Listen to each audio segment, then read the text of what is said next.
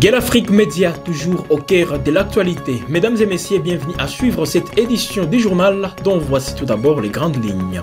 À la une de cette édition, l'Ituri, province située au nord-est de la République démocratique du Congo, connaît une période de paix et de sécurité retrouvée sous le commandement du lieutenant général Johnny Luboya Nkashama, gouverneur militaire de la province. La population témoigne de la transformation positive de la région, passant d'obscurité à la lumière. Un reportage complet à suivre. Le vice-premier ministre et ministre de la Défense Gika Bongo Mwadianvita est arrivé à Uvira hier lundi 7 avril. Il a été accueilli par les vice-gouverneurs Jean-Jacques Elakano, les commandants région Antra et celui sortant, les commandants sectaires et d'autres personnalités locales. Les buts de la visite du ministre Kabongo à suivre dans ce journal. Et puis, le 31e anniversaire du génocide au Rwanda a débuté hier lundi 7 avril. Des commémorations officielles ont été lancées au mémorial national de Gisozi en présence du président Paul Kagame. Dans son discours, Kagame a non seulement évoqué les souvenirs des victimes, mais a également profité de l'occasion pour dénoncer les critiques et accusations visant son pays dans le contexte des conflits en cours dans l'est de la République démocratique du Congo. Voilà tout pour les titres.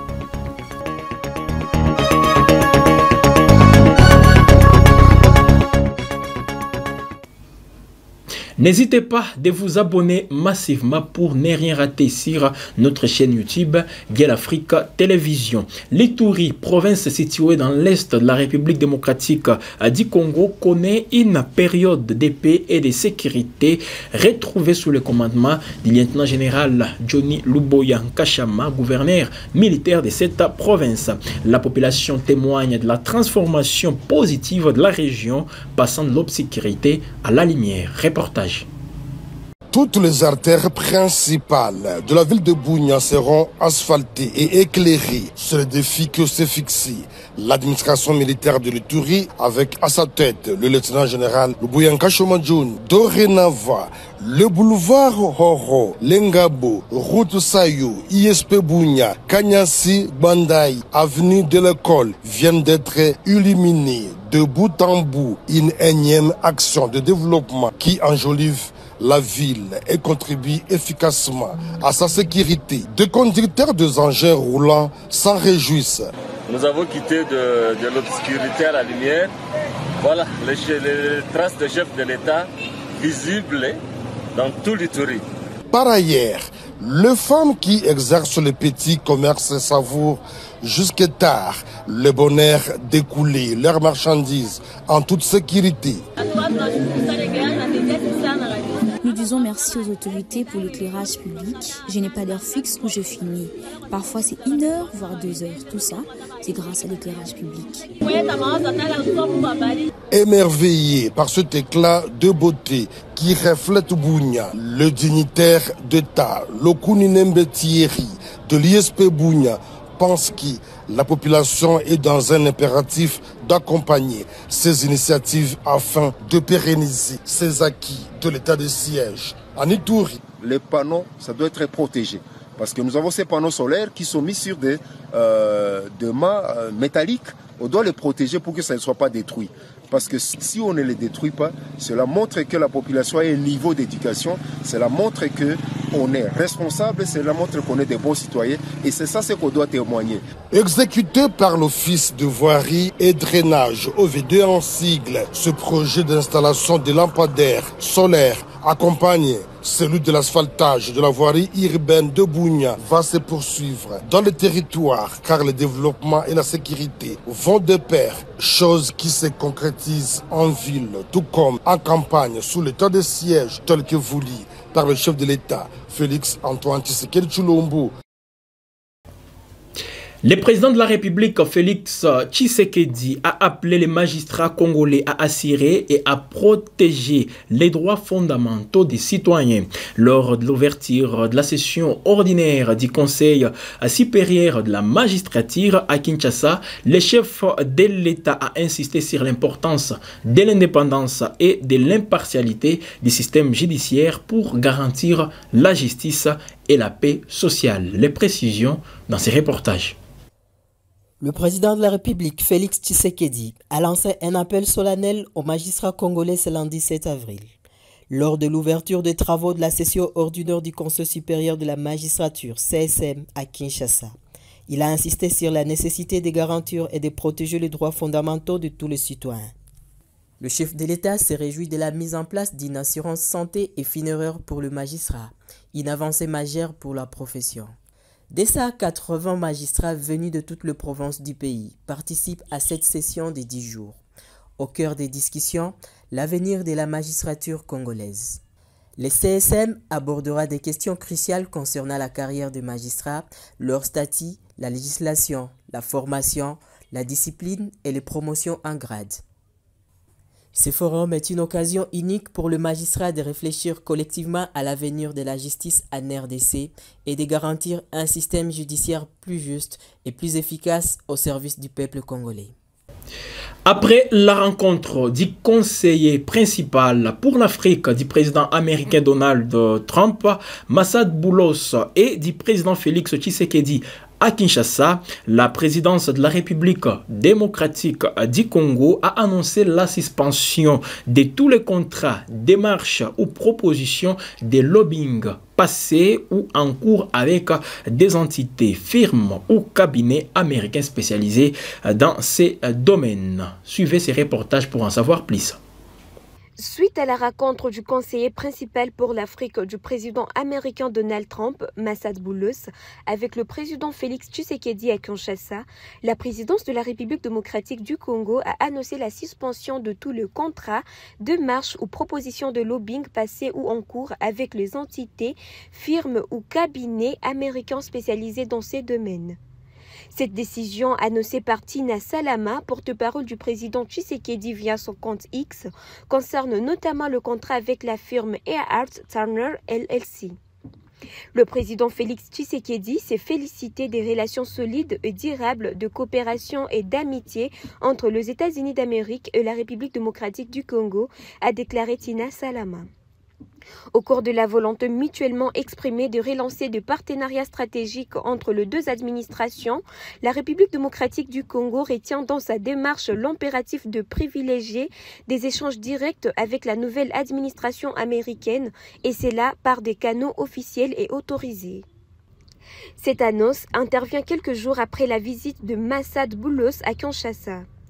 Lors de sa rencontre avec le président Tshisekedi, jeudi 3 avril, les discussions portaient sur la situation sécuritaire dans l'est du pays et les perspectives économiques entre les USA et la RDC.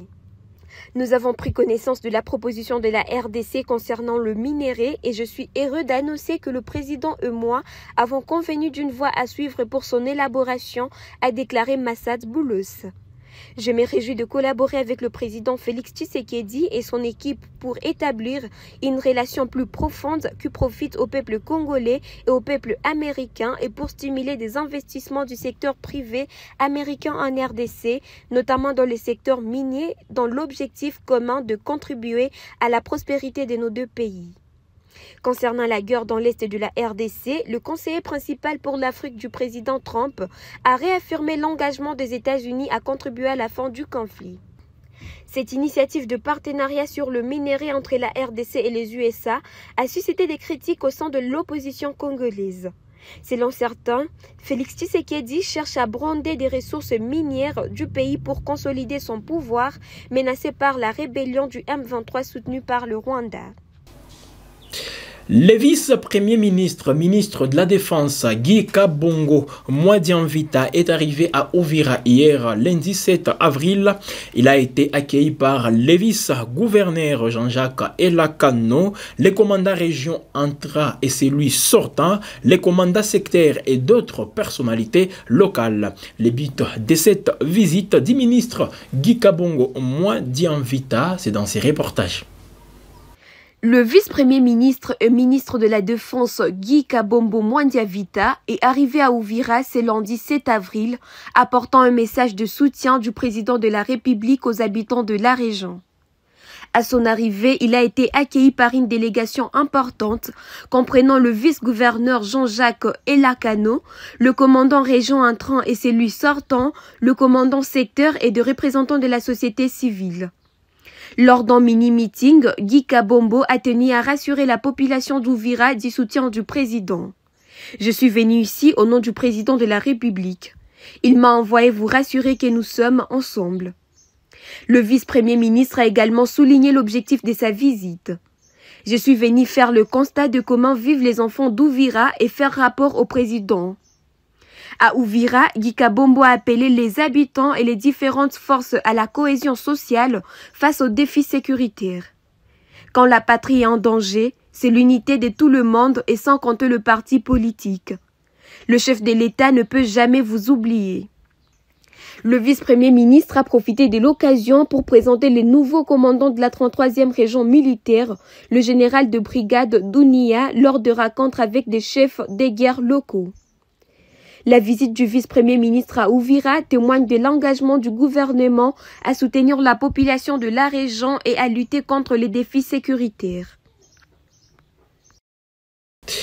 Parlons politique dans cette édition du journal. Les consultations politiques en vue de la formation d'un gouvernement d'union nationale en République démocratique du Congo se poursuivent et devraient s'achever ce mardi 8 avril. Les autorités ont confirmé hier lundi que les discussions entre les différents partis politiques progressent avec l'objectif de parvenir à un consensus sur la composition du nouveau gouvernement. Reportage. Les consultations politiques en vue de la formation d'un gouvernement d'union nationale en République démocratique du Congo se poursuivent et devraient s'achever ce mardi 8 avril, ont annoncé les autorités hier lundi. Lancé le 24 mars sous la direction du conseiller spécial en matière de sécurité du président Félix Tshisekedi, ces discussions ont jusqu'à présent exclu certains acteurs clés de la scène politique. Ni Joseph Kabila, ni Moïse Katumbi, ni Martin Fayulu, ni les représentants de l'AFC M23 n'y ont participé. Les discussions se concentrent actuellement sur les formations issues de la majorité présidentielle et certaines organisations de la société civile. Parmi les forces politiques consultées figurent notamment l'Action des Alliés et Union pour la Nation congolaise, AA-INC de Vital Kamerhe avec 32 députés. L'Alliance des forces démocratiques du Congo et alliés AFDCA de Modeste Bahati avec 30 députés. Le mouvement de libération du Congo, MLC de Jean-Pierre Bemba et ses alliés avec 23 députés. L'Action des alliés tous pour le développement du Congo, DA-BAR-TDC de Jean-Claude Chilumbaï avec 19 députés. L'Alliance Bloc 50, AB-BAR 50 de Julien Paluku avec 17 députés. L'Alliance pour l'avènement d'un Congo prospère et grand, AACPG, de Pius Mwabilou avec 17 députés.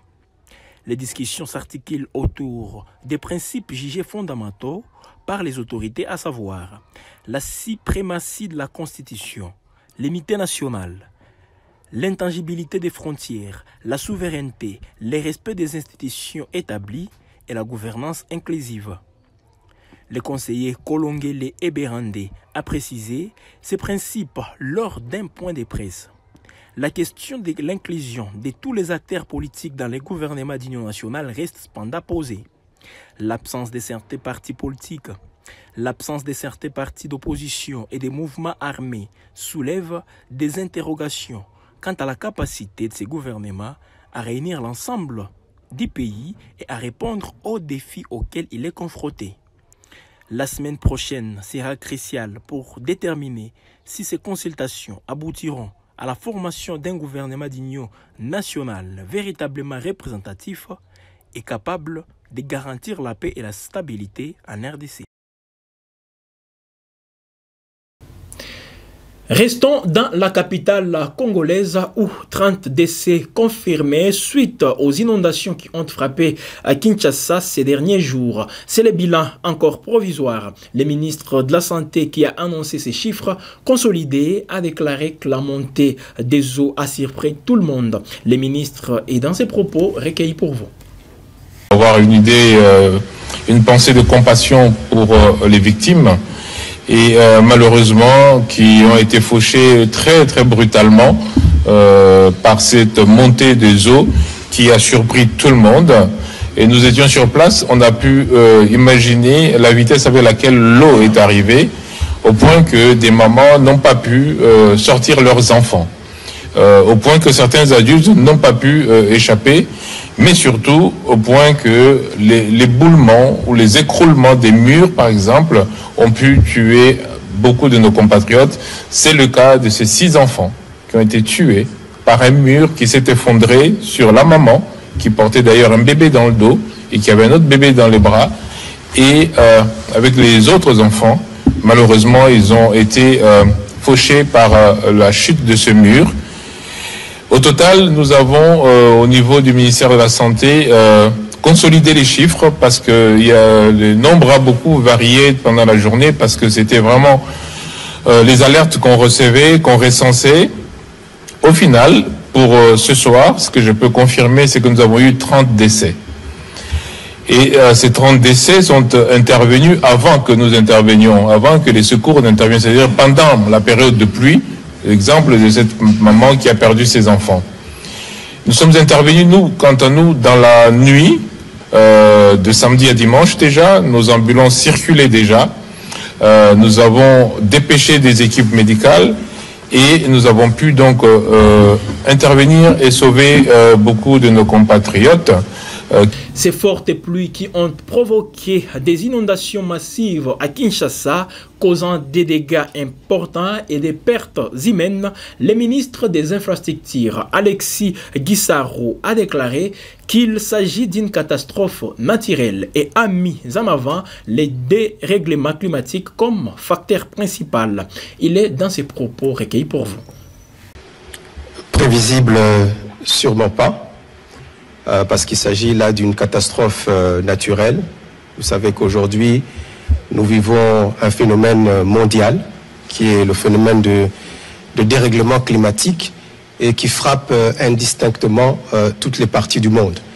C'est un phénomène qui est vécu aujourd'hui dans notre ville, la capitale de Kinshasa, mais si les observateurs voient ou constatent que c'est un phénomène qu'on a vécu, qu'on vit en Occident, dans tous ces pays dits modernes et qui ont peut-être des infrastructures beaucoup plus développées que les nôtres, mais qui n'ont pas échappé à ces phénomènes d'inondation malgré toutes les infrastructures existantes.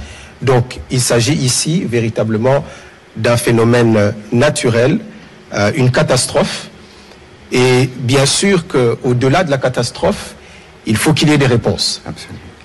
Et c'est là que le gouvernement intervient pour soulager un tant soit peu, bien sûr, les dégâts et les conséquences qui sont vécues par la population. Donc, prévisible non, mais la réponse doit être trouvée par le gouvernement. Mais on verra bien d'ailleurs les... Terminons ce journal avec le 31e anniversaire du génocide au Rwanda qui a débuté hier lundi 7 avril. Des commémorations officielles ont été lancées au mémorial national de Gisozi en présence du président Paul Kagame. Dans son discours, Kagame a non seulement évoqué les souvenirs des victimes, mais a également profité de l'occasion pour dénoncer les critiques et accusations visant son pays dans le contexte des conflits en cours dans l'est de la République démocratique du Congo. Les précisions, c'est dans ces reportages. Les commémorations du 31e anniversaire du génocide perpétré au Rwanda en 1994 ont débuté ce lundi 7 avril. Le président Paul Kagame, lors de son discours au mémorial national de Gisozi, a profité de l'occasion pour dénoncer les critiques et accusations visant son pays dans le contexte du conflit en République démocratique du Congo. Kagame a affirmé que les Rwandais ne se laisseraient pas intimider par des sanctions et a lancé un message clair. Si quelqu'un se présente et dit qu'il veut vous sanctionner, qu'il aille en enfer. Il a également dénoncé la stigmatisation des Tutsis congolais et les discours de haine qui alimentent les conflits dans l'est de la République démocratique du Congo. Les commémorations se poursuivront pendant 100 jours avec des événements comme la marche du souvenir à Kigali où plus de 2000 jeunes ont participé ce lundi et une veillée nocturne au stade Beka Arena. Nathanaël Mugisha, jeune participant à la marche du souvenir, a déclaré « Pour avancer, Nous devons savoir ce qu'il s'est passé, comprendre d'où vient le pays et vers où il se dirige. Le génocide de 1994 a coûté la vie à près de 800 000 personnes à l'espace de 100 jours. Les commémorations de cette année se déroulent dans un contexte de tensions accrues entre la République du Rwanda et la République démocratique du Congo, accusant mutuellement de soutenir des groupes armés dans l'est du pays. Mesdames et messieurs, vous l'avez certainement compris, par ici prend fait cette édition du journal. Nous vous invitons à vous abonner massivement sur Guel Africa Télévision pour être informé à chaque instant sur l'actualité locale, internationale, mais également nationale.